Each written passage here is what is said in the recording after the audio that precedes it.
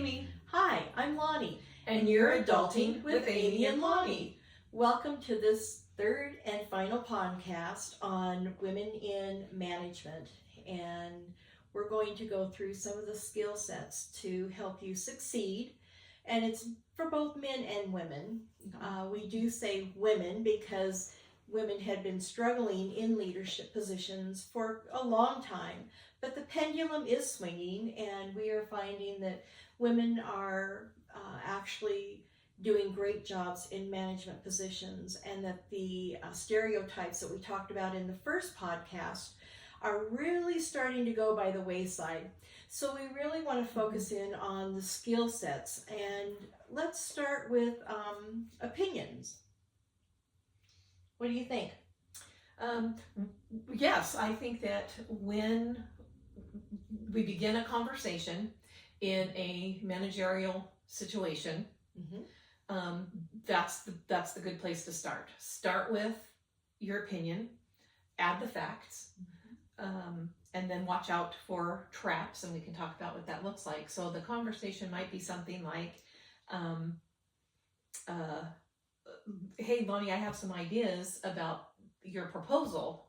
We switched this one thing about how the invoices come in, and I think, opinion, it might be more effective if we routed them this way, because when I looked at your proposal, I can see that this is the money going out this way. We could probably save a couple thousand if we do it this way instead. Facts. And now I've given it back to Lonnie,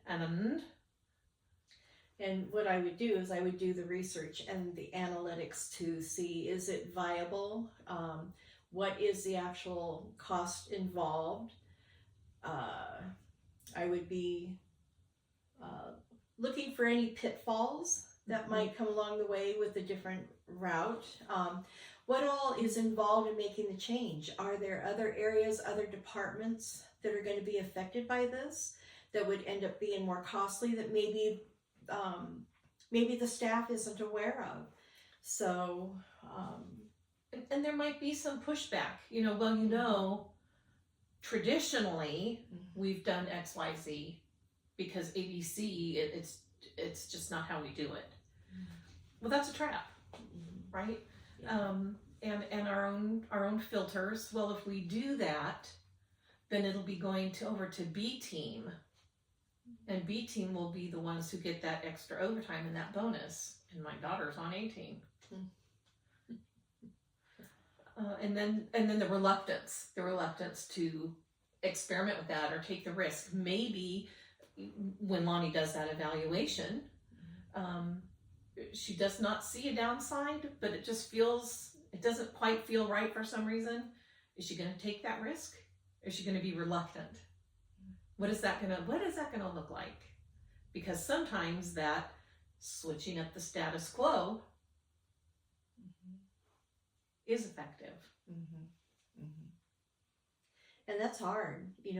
Change is always hard on everybody, from leaders to staff, because you're changing the norm, the way you're thinking about how you did things, and now you're having to change everything up, think differently, process differently, different movements, different protocols, and it can be challenging. So change comes with a whole set of things to consider, like negotiating and compromising. Yeah. Okay, so I heard this horrible thing, that compromising and negotiating is where everybody gets what nobody wants, which is kind of true. Yeah, I never did care for the word compromise. It just sounds negative to me. But it's actually, in my opinion, the single most powerful tool in management skill set, to be able to negotiate. I like negotiate. Yeah. Yes. Yeah. Remembering that in general, if I'm giving a little, or I'm giving the appearance of giving a little, you are getting something back. We do have a handout for you on this. And negotiating is actually a fine art. It's, we talk a lot, sort of, or I talk a lot. I just talk a lot, but sort of haphazardly about how everything is a negotiation. We negotiate with ourselves on, okay, I'm going to get up. When I get up, then what? Oh, I get coffee, whatever that might be. But when you're talking about it as a very specific intervention, a tool, there's some very specific ways that it should be handled. And I think that Lonnie's actually very good at this. In fact, I saw her in action several years ago where I can't even remember all the details now, but the other party had no idea what just happened. It was a very long time ago. With some other people that we don't really interact with anymore, just through time. Oh. But anyway, do you want to identify what those steps are for us? Well, I'm not sure what you're talking about. I just kind of go through life and whatever, but you do it very well. You don't even realize that you're doing it. But yeah, for me, to negotiate with somebody is that you're coming with an idea of what you're wanting to accomplish and to achieve, and you're asking the other person what it is that they want to accomplish and achieve, and then you're trying to find common ground. So that mutual definition. That I love. I don't like the word compromise, because that means like you're having to unwillingly give up something that you don't want to give up. I like negotiation because to me it feels more positive. It's a win-win. Compromise is, well, like Amy said, everybody gets what they don't want. We don't want that. So I think I really like negotiation much better. Then we can agree. We can agree on what it is that we're going to try and move forward with, and we're going to agree on what the goal is. We're going to agree on how are we going to get to that goal, how to break it down, who's going to be doing what. So while you're doing that, then you're identifying what's the conflict in that goal. Why does this require a negotiation? Because there's some type of conflict or issue or reluctance or something that needs to be mediated. Well, and for me, I see it as maybe I'm not aware, or the other person's not aware of something within this process that needs to be negotiated. And when we're able to sit down and talk and figure out the plan, the steps, and all that, then we're all on the same page. We're going to be moving in the same direction. If we just go out and do our own thing, we could be going two completely different ways and accomplish nothing and create a bigger mess. And so that's where I think, and to me, negotiation is strictly communicating. Just communicate with what it is that needs to be done and listen to what the other person has to share, because again, as I've said, their opinions are valuable. Their experience, their knowledge, we don't have all of the answers. That's why we rely on so many people to do so many different things. And to value them and listen to them, you come up with the best, most effective way to get anything done. And you can conquer the world if you just, listen to one another. Anyhow, I'm off my I think that's powerful. Soapbox.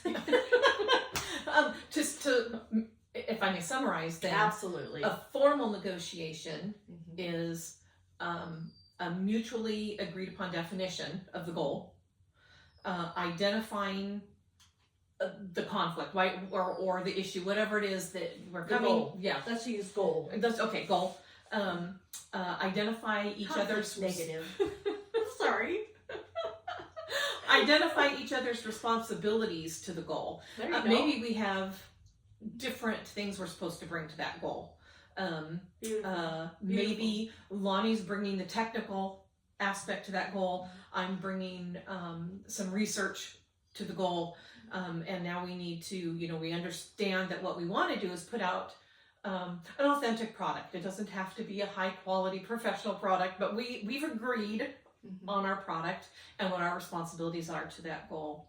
Nicely put. And then ultimately identifying the strengths behind each other's stand or responsibilities and acknowledging that, thanking each other for that. Well done. With respect. Yeah.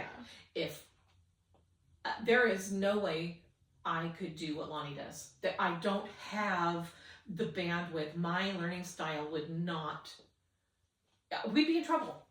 I can't do what she does either. So I'm saying my thank yous and my love yous. So in a formal setting, there you go. Some pretty formal steps there. Yeah. And this is right up Lonnie's alley for sure, communicating with influence. Well, be prepared. If you're going to be presenting something, you want to have done your homework. You want to have your notes to refer back to in case you get off track or distracted by questions. You want to really be well prepared. Know what your purpose is. Know what it is you're trying to accomplish in the direction that you're going. And listen to the feedback. Again, people with hands-on experience are going to share with you more information that is more valuable than what you're going to get out of a book, because they actually life experience it. Boots on the ground. Yeah. And again, like Amy has been saying, be authentic. Expect positive reception. Try and make sure that you keep it positive. You don't want to have somebody turn your event or meeting, project, you don't want it to go down a negative road. You don't want that to be a venting event. That's not what its purpose is for. So you want to keep it positive. And you be the model for how to keep it positive. And people will pick up on that tone, and then they'll respond pretty much in kind the same way. Be clear on your communication. You don't want to be, well, I'm not sure, or I think. You want to be clear. You want to know your facts. You want to be able to be concise and present it in a very definitive way so that people understand what it is that you're saying and the direction that you're going. Be considerate of others as well. Again, giving people the opportunity to share concerns that they may have that maybe you didn't think about. And again, acknowledge and value what they have shared. And be consistent in what you're presenting. Which you would be if you're being your authentic self. Exactly. That consistency is also some repetition. Yeah. And be dynamic, Get out there and just I was going to say, get up and walk to the front of the room. Well, gosh. Are we done already? This has been fun for me. I think she had some therapy is what I think. No, the bottom line is you can do anything that you want to do, that you're set out to do, and even the things that are put on your plate that you don't want to do. You can. Yeah, and I do have to say, in spite of a couple negative things that were heartbreaking to me and really hard, I loved my team. And I loved being a supervisor. I loved that challenge. I love being able to not only be challenged by my management, but by my team itself, and trying to find ways to keep everybody together and moving in the same direction and feeling good about what they're accomplishing. That to me is exciting, very exciting. Anyway, so that's pretty much. Oh, what? I've forgotten, I apologize for this interruption, I had forgotten that we wanted to end this with sort of a call to action. Oh, great idea. Go ahead. I apologize that I had forgotten about that. So, not that you're not still wonderful. When you're thinking about your own leadership style, your management style, your mentorship style, consider everything that you know about yourself so far. So the call to action is for you to identify what are the strengths that you have as a leader now. I had the benefit of having put this material together that Lonnie had shared as well, and so I got to think about it a little bit. And the two strengths that I know I have in a leadership style is that I can build rapport very quickly and very easily. And the second one is that I delegate well with finesse, so that everybody feels as if they've been included within their scope. Yeah, and she is very joyful and approachable. So it makes it easy to, listen to hear what she has to say and value what she says. But she has attached a couple of... Do you have a leadership style? Would you like to share, to your strengths right now as well? Well, I think my strengths are, communication. I'm always learning. Yeah. And I feel like I do okay, but I think that is one area that you can constantly learn new ways to doing things. I don't think that ever ends. But I do like to raise up my staff. I do like to praise them. Those are my strengths, I think, really big. I do like to take on challenges. I don't mind change, although I do struggle with it just like everybody else. But to me, change gets exciting because then I get to see things differently. I get to see new ways of doing things, go down a different road that I hadn't thought of before, and it kind of opens up my mind because I love learning. So that might be why I don't mind change, but there is a struggle with it. That doesn't ever go away. But it's just like learning something new. It's exciting to learn something new, but the struggle is learning it. You are an excellent communicator. Absolutely an excellent communicator, and definitely thank you. And an excellent motivator as well. But those I think would be my strengths. So here's your call to action. What are the strengths that you have now? Identify those so that you can use them as both an encouragement for yourself and a springboard for what else you might want to do. And your leadership in the future. What do you want to do or be as a leader? And again, because I put this material together, I got to really think about this a little longer than you did too, but I want to duplicate myself, the good parts. I want what I'm modeling, what I'm sharing, what I try to exhibit, to go out in the world again as a ripple in somebody else's job, family, influence. I would like to do that. I want my modeling to be effective modeling of the positive stuff. I don't want a bunch of eccentrics running around out there. One of me is enough. But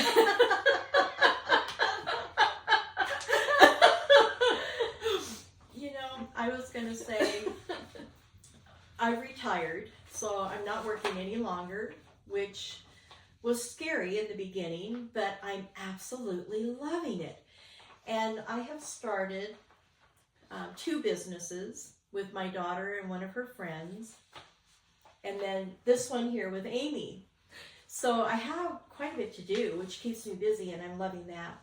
But with my daughter and her friend, Toby, my daughter does not do anything on computers at all. She is not into social media.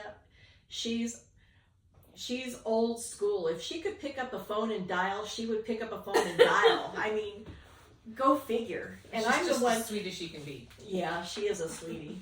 And it's really funny because I was helping her one day on the phone. She was talking to a customer service. Oh, it was with her bank. She wasn't quite sure how to do something and wanted me to be there with her to help her understand what they were talking about. And so I would whisper things to her. And I guess the person on the other line heard and said, "Oh, this is confidential. Should I not be talking this stuff? She said, oh no, it's my mom. And the woman on the other end said, oh, your mom knows all the technology and you don't?